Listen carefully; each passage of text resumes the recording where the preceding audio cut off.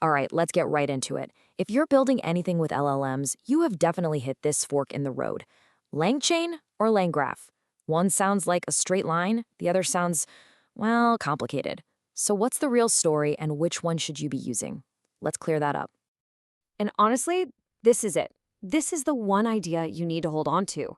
Everything we're about to cover really just comes back to this simple analogy: a nice, straight, predictable highway versus a winding city map full of choices. Keep that in your head, and this is all going to make perfect sense. That's the million-dollar question, isn't it? By the time we're done here, you're going to know exactly how to answer that for whatever cool thing you're building.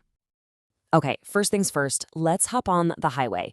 We're going to start with the tool that pretty much everyone starts with, good old LangChain. Think of LangChain like a simple recipe or maybe an assembly line. Its whole job is to connect different components one after the other in a fixed sequence. You do step 1, then you do step 2, then step 3. No turning back, no skipping ahead. It's all about that straightforward linear pipeline. So let's break that highway idea down a little more. With LangChain, your structure is a sequential chain. The flow is totally linear. A always leads to B, which always leads to C. And you know what? That simplicity is its superpower. It makes it absolutely perfect for straightforward jobs and, maybe most importantly, for getting a prototype built super fast. Okay, theory is one thing, but let's make this real. A perfect example for LangChain is a classic document Q&A app. You know, what we often call a RAG pipeline, where you just want to ask questions about a PDF. See how rigid this is? You load the doc, you split it up, you search for the right little pieces of text, and then you generate an answer. The key thing to realize here is that the process can't change its mind. It can't get to step 3 and go, you know what, those chunks were terrible. Let me go back and redo step 2. Nope, it's a one-way street. No U-turns allowed. So what happens when that one-way street just doesn't cut it? What if your AI needs to pause, make a decision, or maybe even admit it messed up and try something else? Well, for that, you got to get off the highway and head into the city. You need a smart navigator. Now, this is probably the most important point. Langgraph is an extension of LangChain. It's not a totally separate thing. It takes all the powerful tools LangChain gives you, the chains, the models, all of it, and lets you arrange them in a graph. Think of it like a flowchart, with nodes for the steps and edges for the paths between them. And that is what lets you build in real complex logic.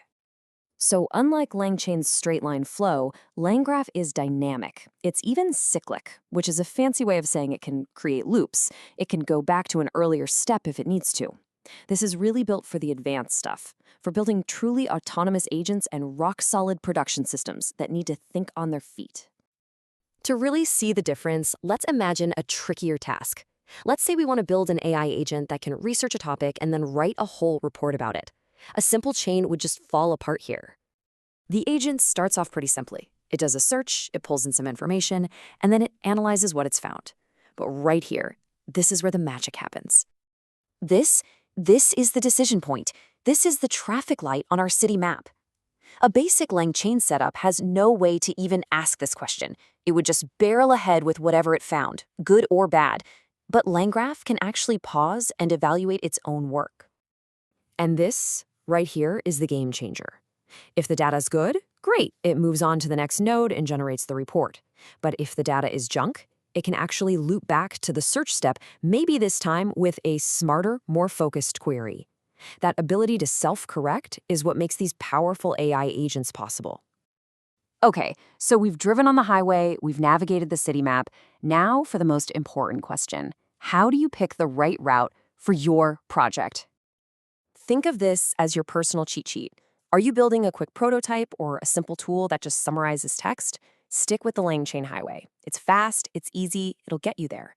But do you need your AI to be able to fix its own mistakes, to plan ahead, to use a bunch of different tools and handle tricky logic? Then you, my friend, are heading into the city, and you need the map that Langgraph provides. So as we start to wrap up, I want to leave you with one last way to think about how these two fit together.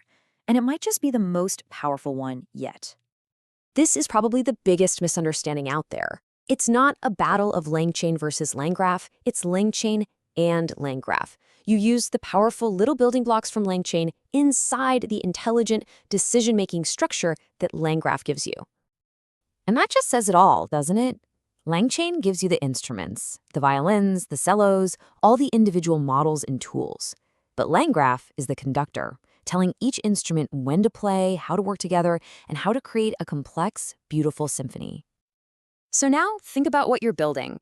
Is it something where a simple, straight path will get the job done? Or does your AI need the intelligence to navigate a complex, dynamic world with lots of twists and turns? The good news is, now you know exactly how to choose.